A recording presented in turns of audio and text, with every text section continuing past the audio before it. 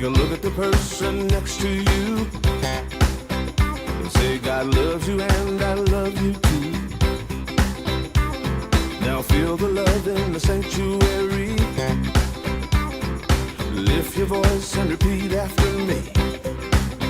We come together, we come together, we come together, we come together, we come together, we come together. In the name of love, we come together, we come together, we come together, we come together, we come together, we come together. In the name of love.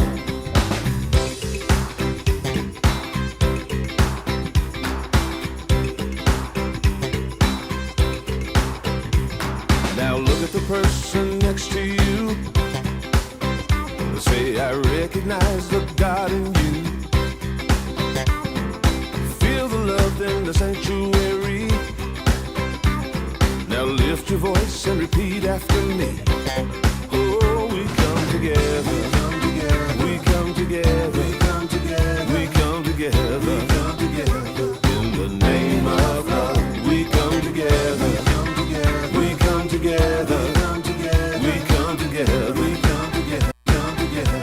In the name of love, from every walk of life, every walk of life, every creed and color, in kinship we unite, in honor of the God in each other. Take a look at the person next to you. Say, namaste, I bow to you. In the sanctuary, feel the love in the sanctuary. Lift your voice and repeat after me. Oh, we come together, we come together, we come together, we come together, we come together. In the name of love, we come together, we come together, we come together, we come together, we come together, we come together. In the name of love, we come together, we come together, we come together.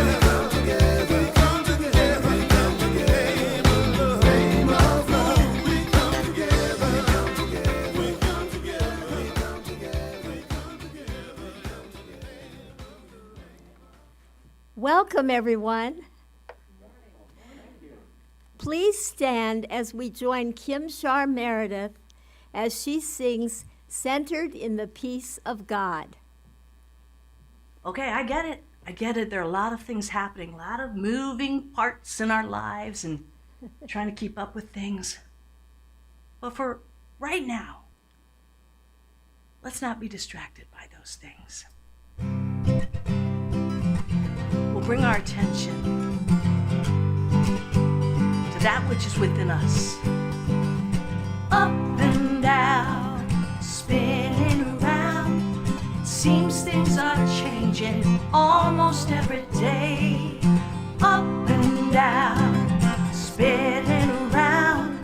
But I find balance, I find my way, centered in the peace of God. Centered in the peace of God. Up and down, spinning around. Seems things are changing almost every day. Up and down, spinning around. But I find balance, I find my way, centered in the peace of God. Centered in the peace of God. There is clarity, there is wisdom. Oh, there is abundant grace. Centered in the peace of God. Yeah. Centered in the peace of God. Up and down, spinning round. It seems things are changing almost every day. Up and down, spinning round. But I find balance, I find my way, centered in the peace of God. Centered in the peace of God. There is clarity, there is wisdom.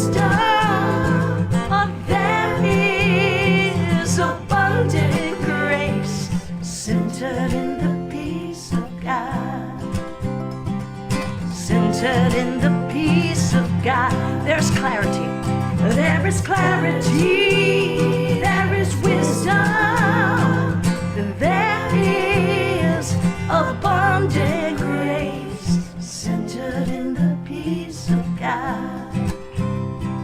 Centered in the peace of God. How's that feel? Centered in the peace of God. Yes. Centered in the peace of God. Here we are. Centered in the peace of God. Here we stay. Centered in the peace of God. Feels so good. Centered in the peace of God. You may be seated. Today, the Christ candle has been lighted as part of our connection to the greater unity movement. We connect and hold individual ministries in prayer each week, and this week we hold all ministries in the state of Florida. Let's bow our heads.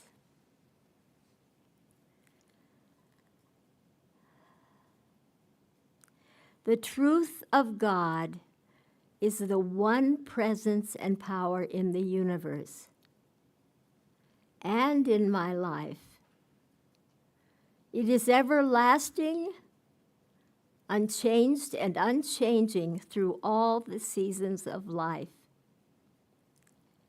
Even as we grow, evolve, and deepen in spiritual understanding, God is always our source.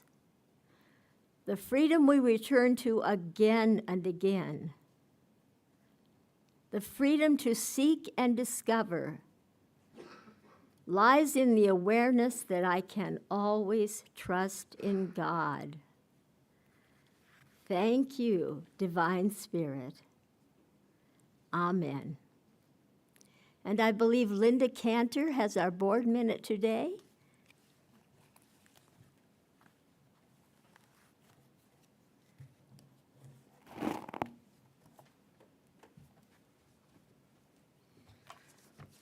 Well, as y'all know, the book sale goeth on and shall continue through the month of November. And it's great. Everybody keeps bringing me books. You guys got to quit doing that now because it's got to end sometime. But there are a lot of books back there, so if you think you checked them all out last week, you need to go check again.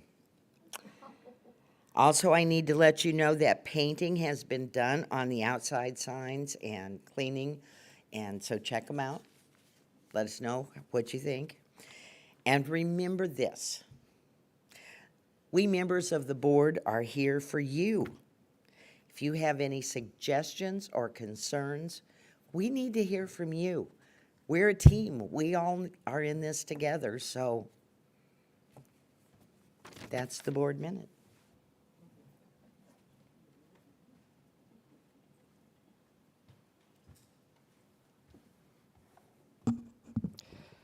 Thank you, Linda.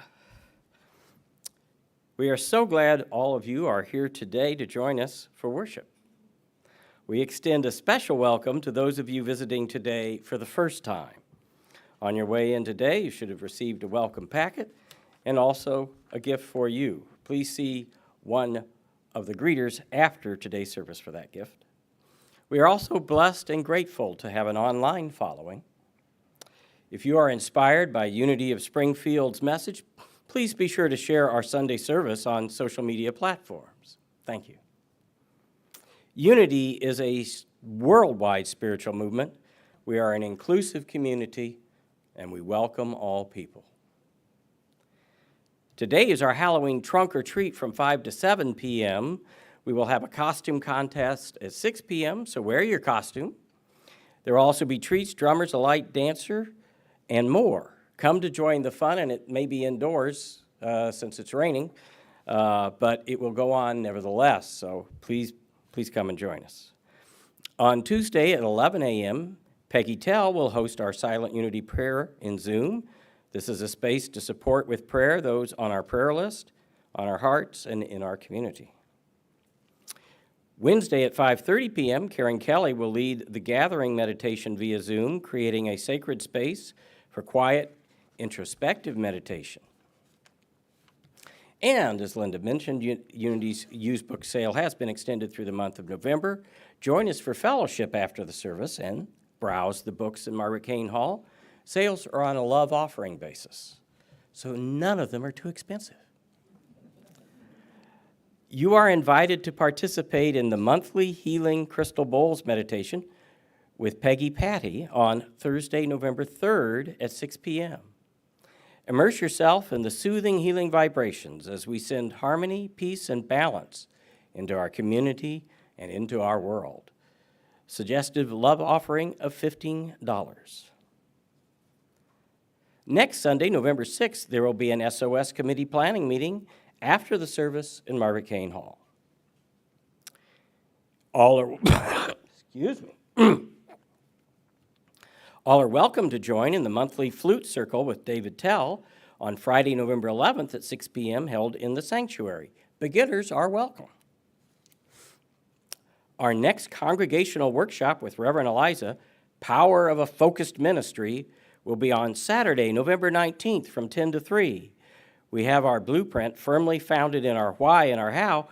Now let's continue moving forward. We hope you plan to join us. Lunch will be provided, so please be sure to register on the sign-up sheet or with the office. And then on Sunday, November 20th, Reverend Eliza will deliver the message for the service, followed with a time for community connection. Emails are sent out weekly that have information on how to join in events. Also, check our website for up-to-date information at unityofspringfieldil.org. Well, I am feeling much better today. I had a cold during the week, and it got so bad I took a emergency flight to Lincoln, Nebraska, to take the cure of Illinois beating the Cornhuskers 26-9. I feel much better. Thank you. Creating our lives and our world through the thoughts and beliefs we hold in mind is a spiritual principle we practice at Unity of Springfield. We also know this truth. Together, there is only one presence and one power in the universe and in my life, God, the source of all good. And our vision statement, again, together, a world powerfully transformed through the growing movement of shared spiritual awakening. And our Unity mission statement, again together, we recognize God is love, individualized in all people. Therefore, we provide a positive environment for spiritual growth that empowers all to be God's love in the world. And now Deb Smith will share with us today's daily word.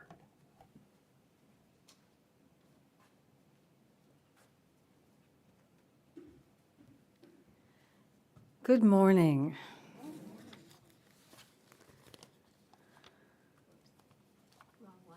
Sorry. Okay.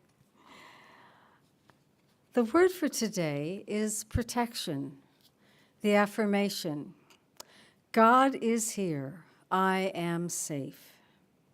Once in a while, I enjoy doing things that frighten me. Sharing ghost stories around a campfire, watching a spooky movie, even savoring the uneasy feeling just before thundering down the first hill of a roller coaster. All these things can feel scary, even though I know I'm in no real danger. If I begin to feel unsafe in any situation, I remember that right where I am, God is. Breathing out, I release tension, my body relaxes, fearful thoughts begin to dissolve. Breathing in, I think more clearly. Slowly, I regain renewed strength and peace of mind. My confidence returns as I remember that nothing in the world can prevail against the strength, the wisdom and the love of God. And from the scriptures, Psalm 23, verse 4, even though I walk through the darkest valley, I fear no evil, for you are with me. Your rod and your staff, they comfort me. The word for today again is protection, and please join me for the affirmation, God is here, I am safe. And today, our special music is very special because it is being brought to us by the amazing Dave Tell, who is not just well known in Unity, but in our community, and I would dare to say in the downstate region. Following Dave Tell, we are blessed again with the amazing Peggy Tell, whom I describe as both insightful and delightful.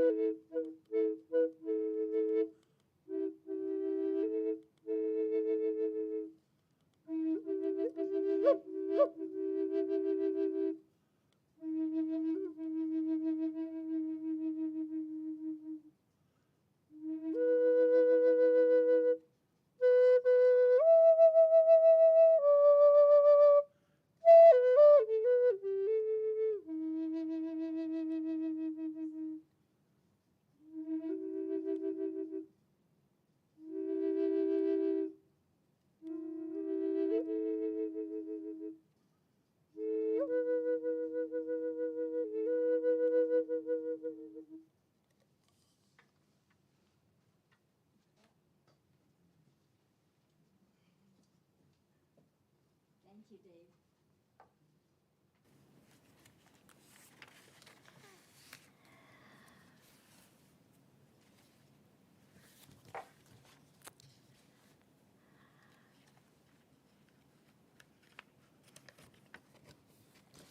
One Tuesday, the daily word started out this way: I am on a never-ending journey of discovery.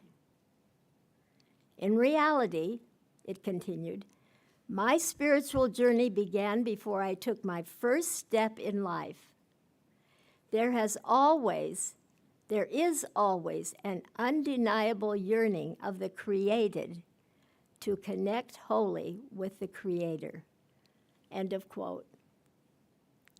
I definitely wanted to get to know the God of my being.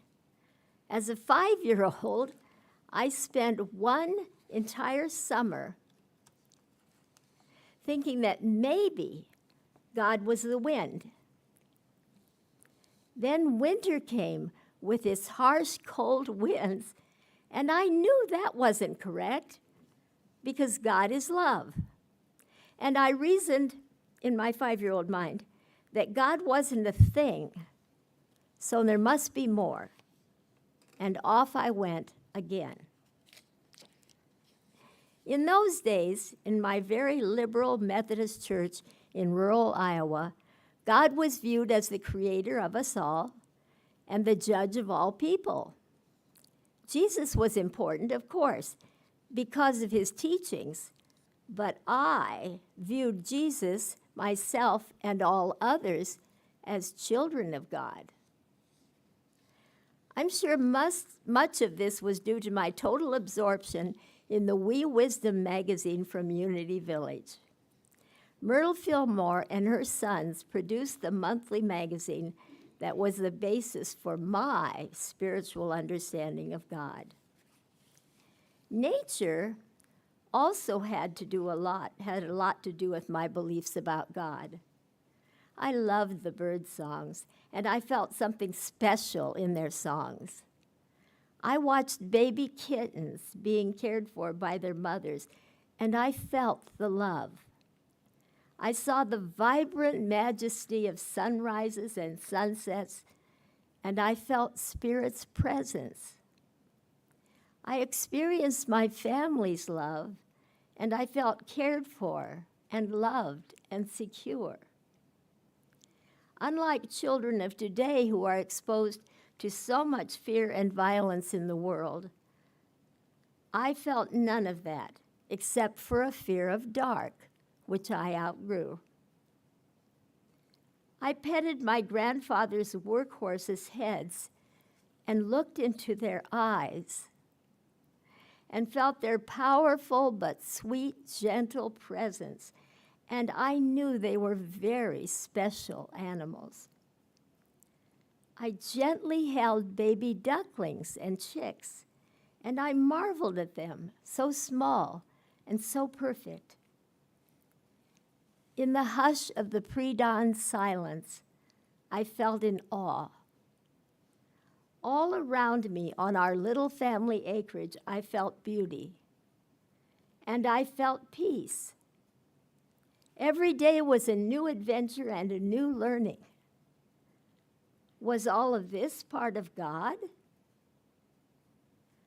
Once I got out into the world and began attending Drake University, I tried to find a spiritual home, but I was able to find a church where I felt comfortable. Looking back now, I suspect it was because the city churches were so large.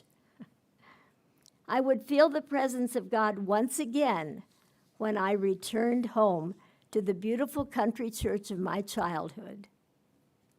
It was a lovely church with simple but beautiful lines and unusually gorgeous stained glass windows. And I have noticed that when a room is prayed in a lot, there is a spiritual essence there that makes it easy to feel close to God. And that's the way that sanctuary felt. I love the pageantry in some churches, and I love the music in many churches. But it was more important for me to believe in what was being said, and more I realized I didn't. I never really believed in sin, or that Jesus, another child of God, needed to save me from that sin. I searched Native American spirituality. Since I love nature so much, their beliefs seemed very right for me in many ways. There was just one problem. I wasn't Native American. I checked into the Quaker faith, and I liked their belief of feeling the presence during their prayer time. But I wanted to feel at home, and I missed having music. Then, one wonderful day in 1982, I attended church here at Unity of Springfield. All of a sudden, I was home. Linda Spencer, the minister, spoke about God that day and about the divinity within us. And that was the missing piece I had searched for years. At that time, we sang the peace song in a circle, and I did have some trouble with that, because in those days I was very shy, and looking across the circle at people I did not know was difficult for me. Truthfully, that almost stopped me from coming back, but I decided I would sit near the back of the church and escape as soon as the offering was over. I didn't make it. Two ladies in the very back grabbed my hands and drew me into the circle. Gradually, I became more comfortable, but that part took a while. At the time I began attending Unity of Springfield, I was living on a part-time salary after taxes of $932 and paying a $500 house payment. Never mind food, clothing, or anything else. I was newly divorced, and I was struggling to deal with the guilt I felt over asking for the divorce and depriving my children of their father. I felt as if I were slogging through molasses, honestly. The only thing that saved us was that the girl's father paid child support without fail. Linda Spencer was a close friend of mine before I came to Unity. So close, in fact, that we spent holidays together with two other women friends at one of our houses, so our children could have a sense of family at holiday time. And at times I would stop at her home to visit for a short time before going home. I knew she was a minister, but I knew nothing about the church she ministered to, and she never talked about it. So it was a very special surprise to find her at Unity. The second Sunday I attended this church, Linda handed me a book and said she expected me to report back to her what the book said to me. Okay, I'm game. We discussed the book one day, and then she assigned me another one, and another. One day, not too long after I started attending, we were meeting for lunch here in her office. I arrived on time, and she asked me to wait a few minutes in the sanctuary because she had a phone call to make. I came into the sanctuary and sat and just enjoyed the peaceful feeling of this room. As we were chatting again, discussing my latest book assignment, she said, "Peggy, the board has asked me to hire a new organist. You're the music teacher. Give me some hints." I know nothing about what I'm supposed to do. I pondered her question, and as I did, a voice inside said, "Tell her you'll play the organ." I was shocked. I'd never heard a voice like that. I heard myself saying, "Linda, I would like to play the organ at this church, but I haven't played the organ in 10 years. Perhaps I could practice a week or two and then try out." Linda said, "Peggy, you're saying you can play the organ, and I believe you. You're hired." I didn't want her to hire me on the spot, but she said, "As far as I'm concerned, my search is over. That's it." Working with Linda on the music, and then with the 4 soloists we had at that time on the words of the songs, so that they used unity words, helped me in my spiritual growth even more. It wasn't long before Linda said to me, "Peggy, you're going to be a licensed Unity teacher someday, and you need to start attending Unity classes." Well, that was a surprise to me, but besides that, in those days, I had a real consciousness of lack, and I truly didn't believe I could afford it. Linda was a very wise and a very gracious Unity minister, and she said, if you feel you don't have enough resources to give now, come to a class anyway.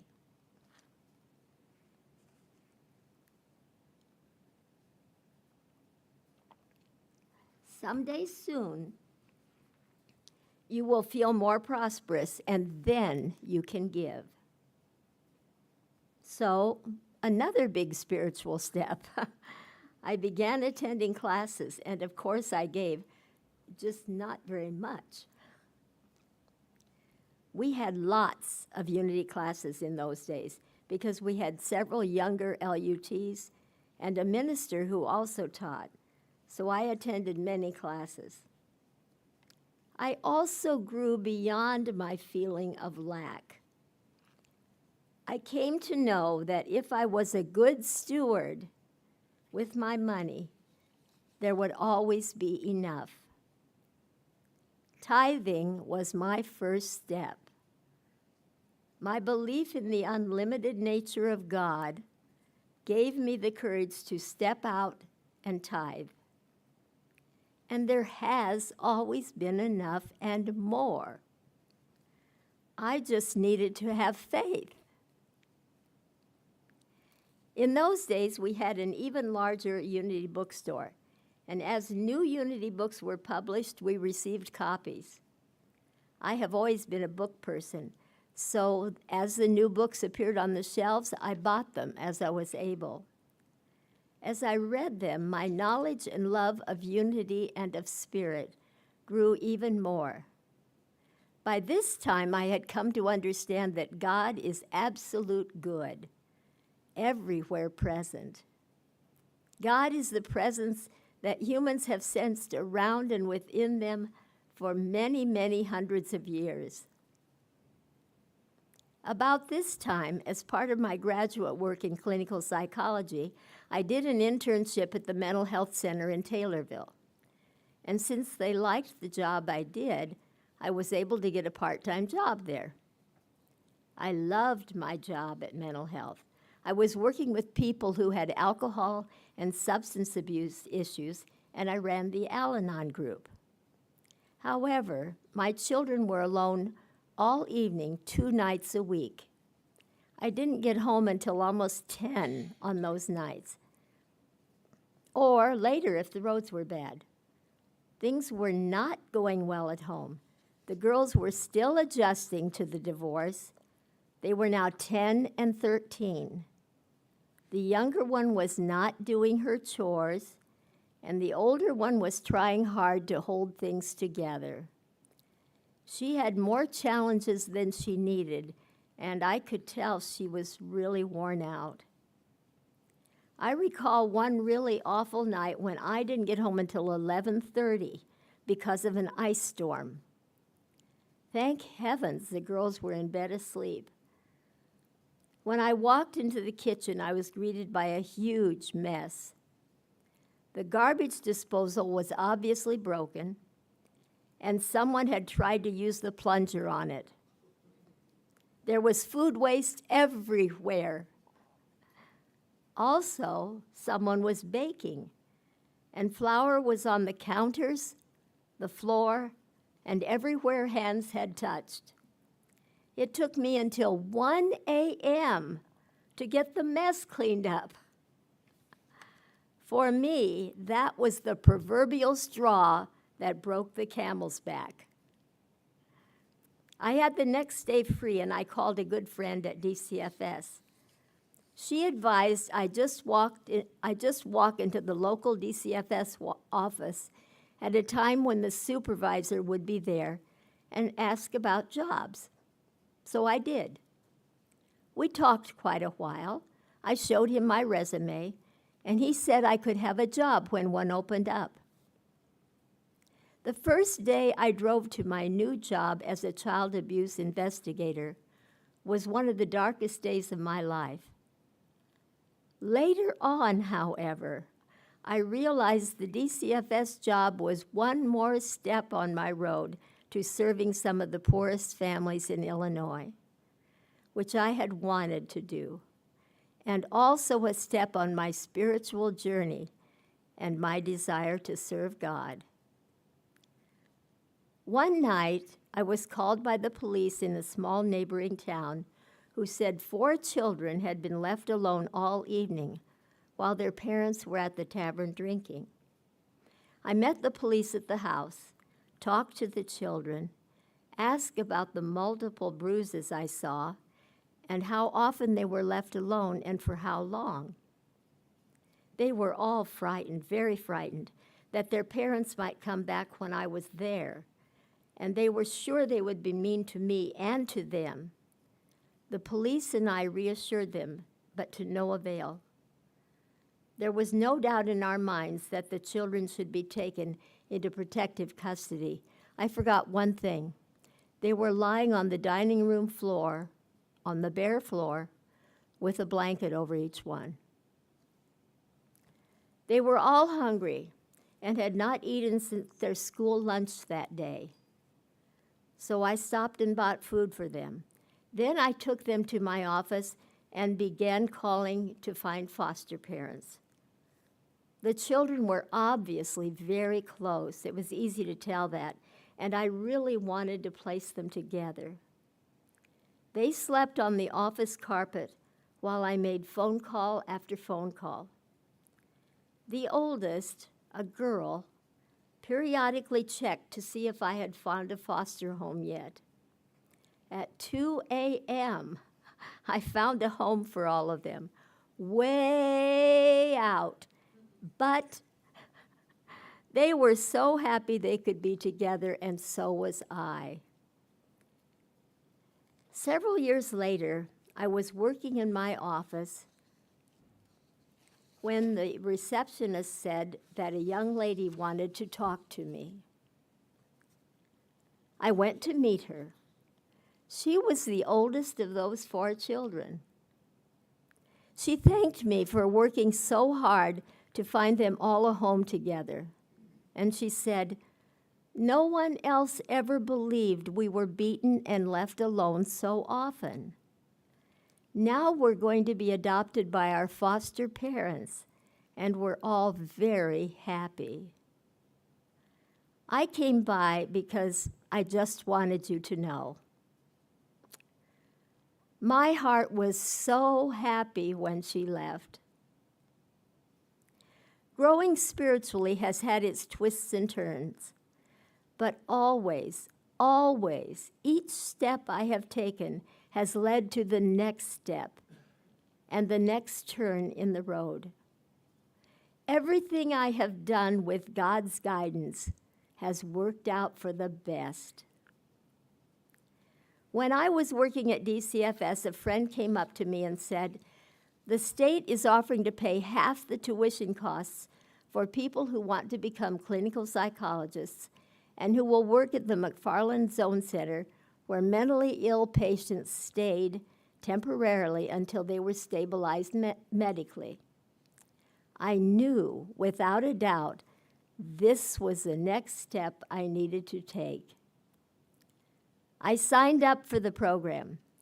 It involved every other weekend to be spent at what was then Sangamon State University, and alternate weekends to be spent at the Adler campus in Chicago. It was difficult managing my DCFS job, my family, and going full-time to graduate school again, but I did it. In another daily word reading, there was a quote by Martin Luther King Jr., which stated, "Faith is taking the first step, even when you don't see the whole staircase." I began the program at Adler School of Professional Psychology with faith. Faith strengthened by my belief that God always wants the best for us, and faith that this was the next step I needed to take to be able to help people recover from negative life experiences and to be able to grow to their full potential. Then I was guided to take a position at Christian County Mental Health as a child and adolescent therapist at half half the salary I made at DCFS. It doesn't seem as if that would feel like prosperity to me, but it did. I was finally doing what I'd wanted to do from the age of 37 when I decided I wanted to be a mental health therapist. I worked there for 17 years, up to 2007, when the clinic closed because of lack of funding from the United States government. I was very sad. I would have loved to have worked there to 85 if it had been possible. How much more sensible it would have been if I had just finished my master's thesis the first time, instead of having to go through another entire master's program. However, I let fear get in my way the first time. Then I grew spiritually, and fear no longer had a place in my thoughts and actions. The second time, I met all the goals I needed to in writing my paper, and I got it in on time, by golly. Friends, we are all on a journey of discovery, a never-ending journey. We have many choices along the way, and it's never too late to trust Divine Spirit and to release fear from our thinking so we can move forward unafraid. I'm sure there are many rivers to cross and mountains to climb before I die, but you can be certain of one thing. I will proceed confidently in the direction of my dreams and do whatever Spirit leads me to do. Namaste. Dave?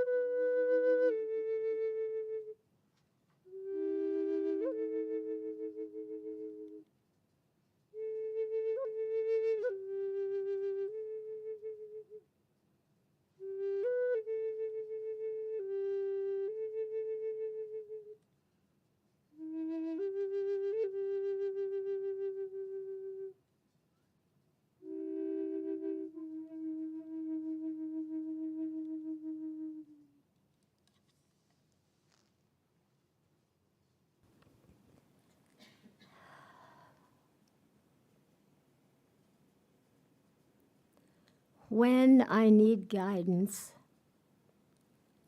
I turn to my heart's wisdom, God's wisdom, the wisdom inside of me.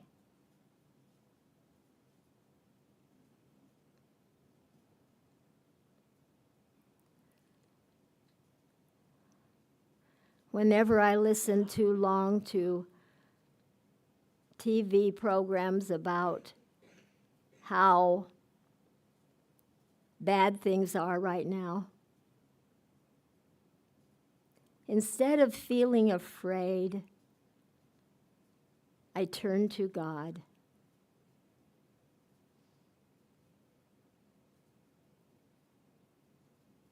If I have difficulty with that, I bow my heads as we are doing now, and I ask for guidance. I ask for peace.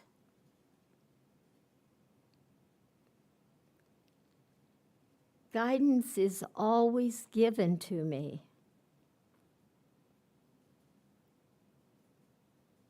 Always. So I calm myself.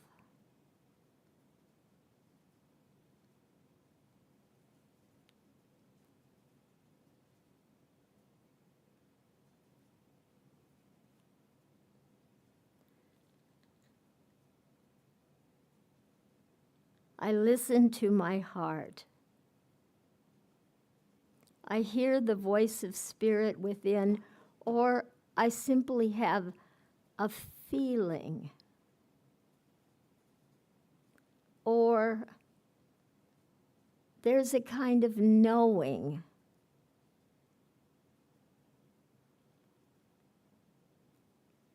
Or sometimes I hear a voice inside my head.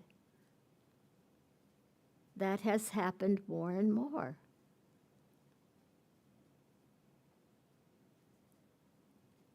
It's always very simple.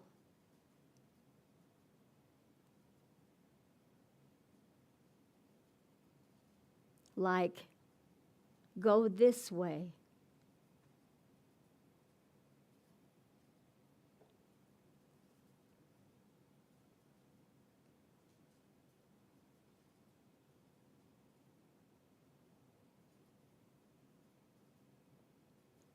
We are so blessed, dear friends, to have spirit in our hearts and our minds.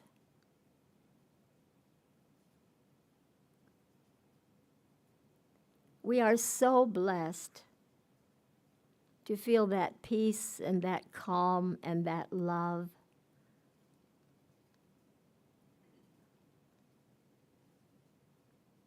And to know that our needs will always be provided if we believe.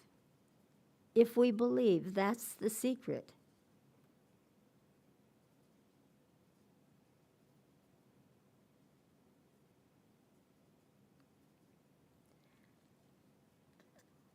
So as we center our minds and our hearts on spirit, we feel the love, the connection,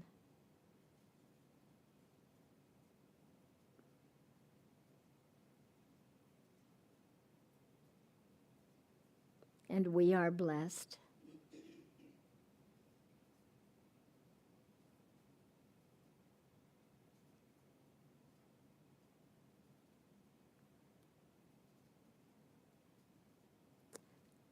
Let us turn now to a time of silence with Spirit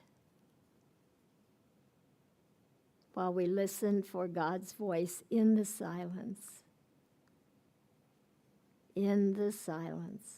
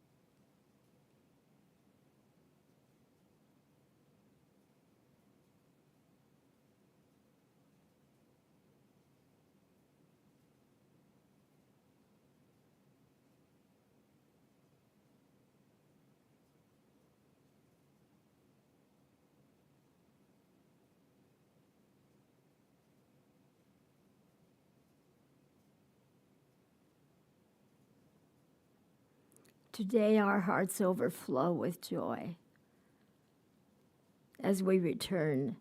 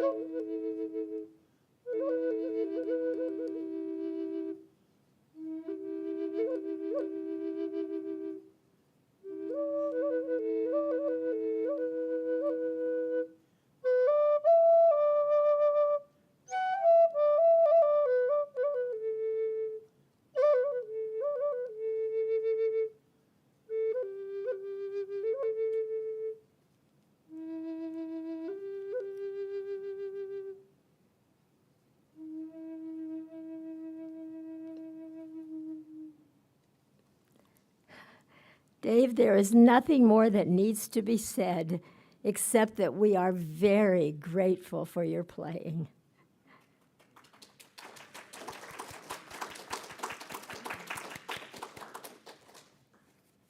Okay.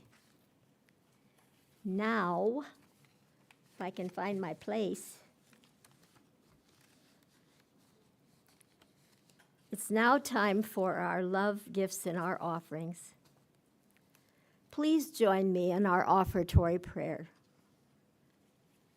Divine love, through me, blesses and multiplies all that I am, all that I have, all that I give, and all that I receive. Thank you, God. Amen. We have come to that time in our service when we give back a portion of all that we have received. Please either hold in your hand or symbolically hold your gift. Here in the sanctuary, there are glass bowls at each entrance for your love offering. If you are one of our many online friends, you may give through credit or debit card or by contacting unityofspringfield.org, all lowercase letters, or you may send a check to Unity of Springfield, 417 Cordelia, 61703. And as we say every Sunday, we love getting mail. Now let us stand and say the prayer for protection, followed by our peace song.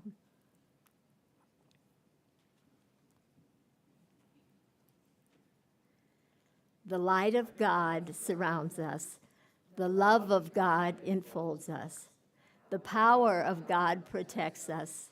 The presence of God watches over us. Wherever we are, God is. And now our peace song. Okay, Unity of Springfield, let's go forth in peace and as peace. Together.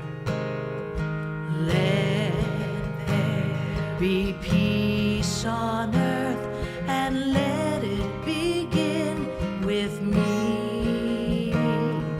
Let there be peace on earth, a peace that was meant to be with God our Creator. We are family. Let us walk with each other in perfect harmony. Let peace begin with me.